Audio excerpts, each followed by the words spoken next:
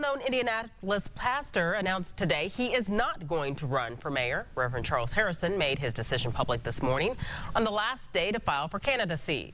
The senior pastor at Barnes United Methodist Church and the leader of the 10-Point Coalition said the two biggest factors in his decision, his family and his church. That leaves Democrat Joe Hogsett and Republican Chuck Brewer to vie for the city's top job in November. And Erica, joining me now is Reverend Charles Harrison. It must have been a tough decision for you to make, but what, now that you're not getting into the race, what does Indianapolis need in its next mayor? Well, the next mayor really has to deal with some very critical issues, and at the top of that is crime. But we have to look beyond just the traditional means of dealing with it by trying to just add more police on the street. We really have to look at the root causes that is causing the violence so that we can have continual success in crime reduction in the city. And I think the other two important things are jobs and focusing on the neighborhoods, economic development, and dealing with the blight that you see in many of these high crime neighborhoods, particularly in the urban core.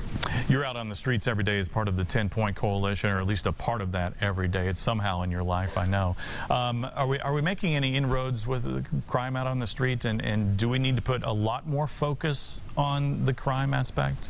I think we are. I think Public Safety Director, Troy Riggs has done a good job of going about it with a holistic approach. I just left Barnes United Methodist Church, and they had a food pantry there, and they had several hundred people that attended that. That's what we have to do. We got to look at these root causes and focus on that, trying to touch human hearts and deal with the quality of life issues that people are facing. You had a lot of support, people signing a petition, trying to get you into this race. You chose not to, but you have so much support. Are you going to try to leverage that with the new mayor, or maybe even the candidates, Chuck Brewer, the Republicans, or Democrat Joe Hogsett before the election?